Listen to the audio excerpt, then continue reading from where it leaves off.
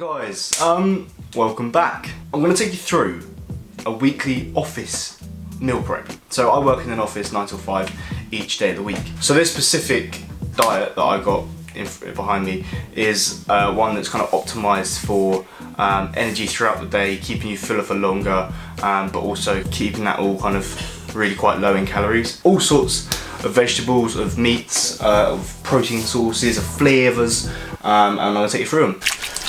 Just wash sweet potatoes. So I like to chop off the ends.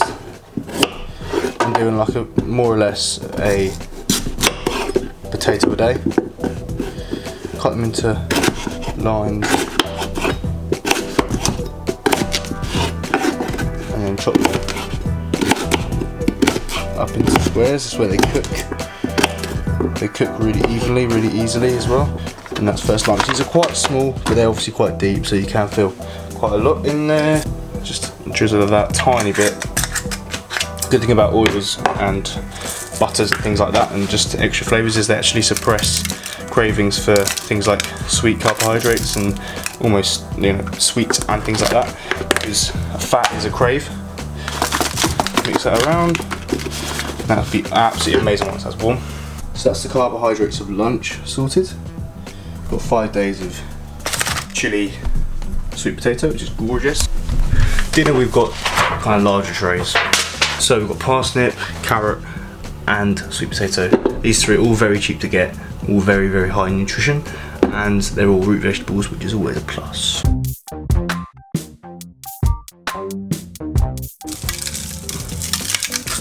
Fucking gorgeous, that stuff. Right, make 4 or 5 of them, depending on whether you want to have a cheat meal on Friday or not. And then, yeah.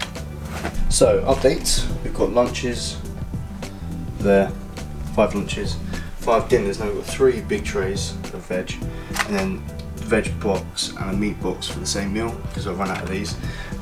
So, that's that really. Cod.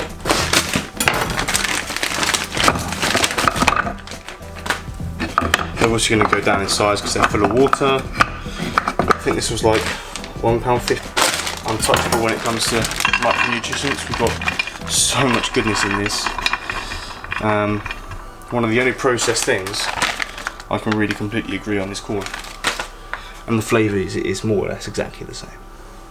So the corn, I am gonna just put a tiny drizzle, and obviously this pan I'm using, it's called a stone, and what it does is it actually absorbs oils that you're cooking with, so you don't have to put as much oil on your food. So because you can see, I don't really put much. I've got a line there, line there, line there, but the pan absorbs, and then just sprinkle it on top.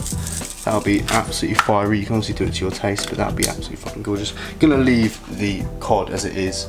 Don't really like flavoured things on the cod, but I will, once it's cooked and once I'm actually having it put, I'll take it to work, put this on.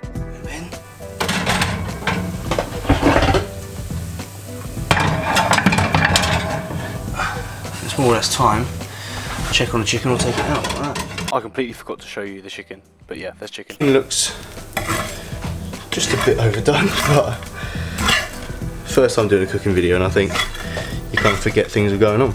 But the chicken seems quite nice and juicy, quite good, so I'm happy with that. You can see how the chili flakes and the salt is kind of stuck to the chicken. A lot of people don't like putting oils in their food, especially when they're cutting, but I think the amount of calories you're going to gain from having oil, it suppresses so much of a craving. For example, biscuits, anything with a little bit of fat in, that's, you know, chocolate, whatever, oil or butter alternatively, does do a lot for suppressing those cravings, because you're not actually craving a biscuit, and you know, you're actually craving the stuff inside the biscuit. So we're quite an equal level of chicken. I might add some corn in at the end once that's cooked, just because I think it looks a tiny bit better. I think I've just undercut it a tiny bit, but you live in that. So you're also probably thinking there's not many greens in there. I actually used powdered, which is one, this is kale powder, and this one's broccoli powder, and literally, as you would assume, this is a fine green powder, and the same with this one, fine green powder. You just chop that in a blender with some banana, apple and lemon, and some water, some ice maybe. No, don't add any like orange juice, apple juice, ice cream and anything like that. Stay away from that stuff, but just pop that in. I say you can't taste it, it's quite gut wrenching sometimes. But also, so far I forgot to mention these. So if you're not really a fan of doing all this prep and you just don't have the kitchen facilities or whatever, you don't have the time, these are another fantastic option. These are from Aldi. They're $1.99 a box, and I've watched plenty of videos, and there's one by this guy called Joe Delaney on YouTube. He managed to make on a budget, bearing in mind, a week of meals, and the average price per meal was $1.87. They're $1.99. So you don't even have to buy the box, you don't have to worry about any macros, because as you can see, I've taken the labels off these ones, but as you can see, apart from the salt intake, all green, all good, 285 a day, 385 calories, and it, you know, I've had them before, they taste really good, and they're great things to whack in the freezer if you need a backup.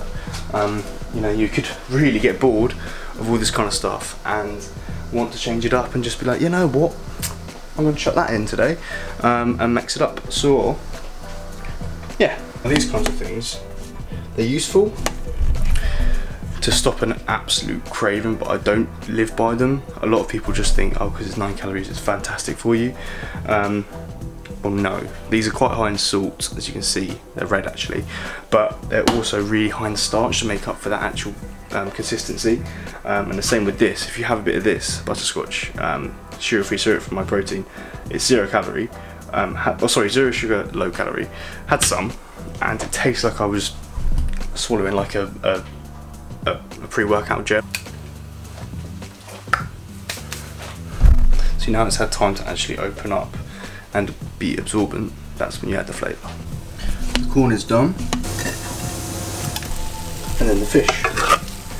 Chuck the fish there, cod on a bit, cod on a bit, cod on a bit, the veg and the edge. Gorgeous. So I've taken the freezer tray out of the actual freezer, and I've actually put all of the meals in there. So 1, 2's underneath, 3, 4, 5, dinner 1, 2, 3, dinner 4, dinner 5. For a week of work, breakfast obviously you just make as and when, you don't prep breakfast unless you're an absolute maniac. But yeah, that's breakfast. That's lunch and dinner, pretty much sorted.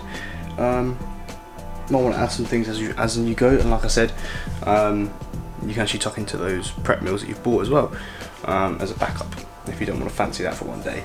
And as they're frozen, you know, they'll keep for a couple of weeks nicely, so you don't have to have them those days if you're going to substitute out for something else, or you're going to be an absolute nutcase and have a cheat day. So end of the day, that's all done. I'm going to tuck into my post-workout meal, which is 2 egg omelette with some sweet potato in it. I just kind of live by sweet potato, to be fair.